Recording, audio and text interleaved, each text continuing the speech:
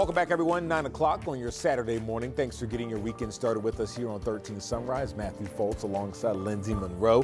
Hope you had a great Halloween yesterday. Hopefully the kids got their trick or treats, and hopefully they're not too hyper this morning, Lindsay, and bouncing around. Oh, I know. I have so much leftover candy. I feel like the newsroom's going to be spoiled. Everyone bringing in all their extras, you know, and, you know, maybe getting away from the kids because they've had about enough, right? Yeah, that's right. I'm sure the parents are probably clapping at that one right now. But, you know, hey, maybe there's some more trick-or-treatings that be had done, even though it is November 1st. You know, we're going into the weekend. All weekend Maybe long, the costume just want to stay on all weekend, you know? That's right. It's going to be a little, you might want to layer up underneath the costumes if you're wearing them again, right? I think it's going to be a little cooler today and tomorrow. We've got this weak little boundary that's coming in. And while we had a decent amount of sunshine yesterday, the cloud cover has certainly started to take over for today. After mostly clear skies overnight, temperatures dropped. We are now starting to see more cloud cover across the areas. Yeah, look live up in Carmel this morning as we watch the construction of that Christkindl Mart getting underway, and we inch our way closer to the holiday season. We're all thinking about it now, I'm sure.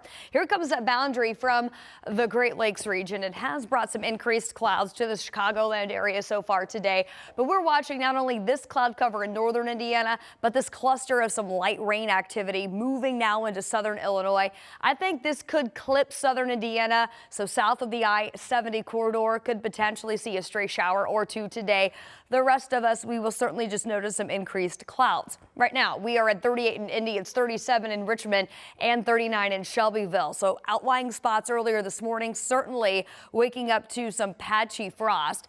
As we go through the day today, we're going to be back pretty similar to yesterday, back into the mid to upper 50s, depending on where you are in the state, with that cloud cover that will continue to build in for us this afternoon. We'll walk you through the latest timeline on this. Again, a stray shower sets up mainly south between Bloomington, Shelbyville, even Columbus. But then as this front continues to slide through during the overnight, this leftover cloud cover will likely start to erode by the time we get into Sunday morning especially. So I think tomorrow we will see more sun, but this front also going to serve as that reinforcing shot of some cooler air as we change up our upper level wind flow pattern. So we're going to keep an eye on this for the duration of your weekend. Talk though more about a warming trend as we go into your 7-day forecast. That's coming up in just a bit. All right, we'll see you then, Lindsay. Well, new overnight, Metro Police are now investigating after a person was shot in downtown Indianapolis. Metro Police say it happened near Meridian and Georgia Streets just before 3 o'clock this morning. Once on scene, officers say they found the person with a gunshot wound. That person was taken to the hospital but is expected to survive. So far, no information about what led up to the shooting or any possible suspects. IMPD does say this appears to be isolated and only 2 people have been involved. Also developing overnight, Ball State University as well as Muncie police are investigating a shooting just off of campus. BSU police posted an alert around 1 o'clock this morning saying that the shooting happened in the area of Bethel and Rosewood. That's just north of the Wortham area. Ball State police say there is no ongoing threat to the campus this morning, but police did stay on scene overnight. Now 13 News has reached out to Muncie police for more details on any injuries from this shooting. Of course, we'll keep you posted as soon as we learn more. It's now day 32 of the federal government shutdown, and if it continues through Tuesday, it will tie for the record for the longest shutdown here in U.S. government history. President Donald Trump again demanding the Senate to eliminate the filibuster. It's a Senate rule that prevents action on most bills unless 60 members vote to move forward. The president said yesterday getting rid of it would allow Republicans to immediately end the shutdown, but Senate Republicans are resisting that action. They say it would dilute their power if and when they are in the minority again. Meanwhile, more than half of major air traffic facilities are experiencing staffing shortages as the shutdown continues. That's according to a statement from the FAA. The FAA also says it will reduce the flow of air traffic in affected areas, and that could lead to many flight delays or cancellations.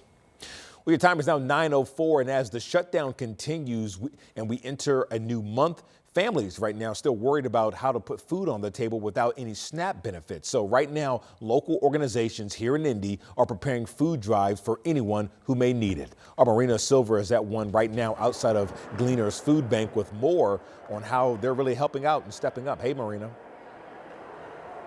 Good morning, Matthew. We're here at Gleaners Food Bank with their regular Saturday morning drive. I want to show you the garages are open. The cars are going to start coming in any minute now.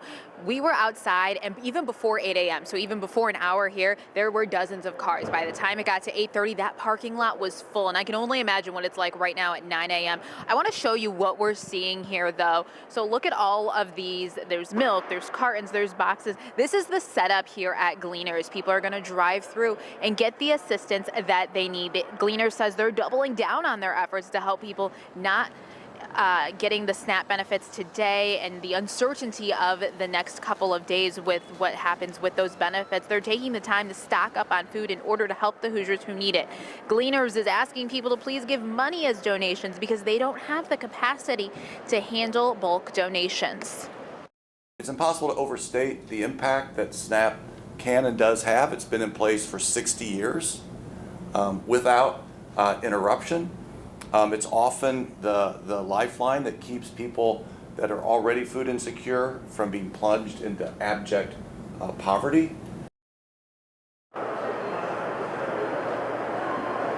So just yesterday, 2 federal judges have ruled that the federal government must partially or fully cover SNAP benefits. We just don't know what that's going to look like right now. So that's the uncertainty there. But you can see cars are already coming in. They've got their trunks open starting right now. This isn't the only food drive going on this weekend. And even in the next couple of days, there's so many throughout central Indiana. So if you head on over to WTHR.com, we've got some resources where you can find out the closest one to you. And coming up at 9:30, we're going to give you a different look about what this food drive looks like and just how this is helping people. We'll send it back to you, Matthew. All right, thanks, Marina. Certainly a great cause going for a good cause going a long way. So Marina Silva reporting live for us. Thanks, Marina. And with those SNAP benefits still up in the air for November, thousands of Hoosiers really right now trying to figure out a plan B. So our Alex Almanza is showing us how restaurant owners are now stepping up to help. They say no 2 Pizza Kings in Indiana are the same. In Plainfield, that certainly rings true. With Pizza King, the toppings go all the way to the edge. Well, at least for Austin Grant, some things stay the same. Signature Pizza King. But the secret ingredient they're using here on Main Street is community. When the news of impending SNAP cuts made headlines, Grant stepped into action. I'm honestly just here helping out. That's right, she isn't even on the payroll.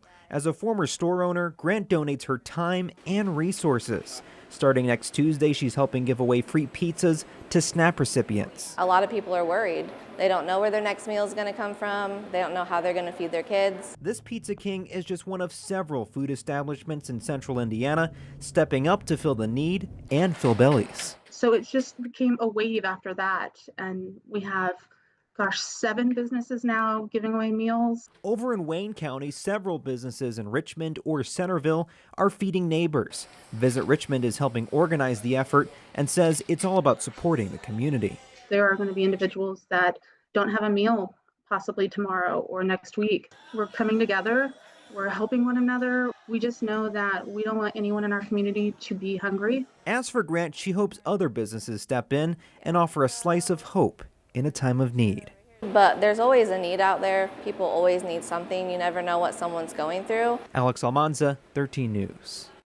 Time is now 9:08. This morning, we're getting a look at edited body camera video released by IMPD. It's from July of 2024. So Metro Police releasing it, and it shows that officers responding to a home on Vermont Street near Lyndhurst Drive for a reported person shot. Shortly after, Richard Burrs comes outside the home with a gun in his hand and allegedly points it at police. That's when officers shot and injured him. Earlier this year, Burrs pleaded guilty to pointing a firearm at police. And as Veteran Day approaches, we want to honor the Hoosier heroes in your life. So right now you can submit photos to the WTHR app or text them along with the word heroes to the number you see right there on your screen. So just make sure to include your hero's name, branch, and when and where they served, and we'll share their photos and stories on air and online the week of Veterans Day. The time is now 9:09 on your Saturday morning. 13 Sunrise will be right back.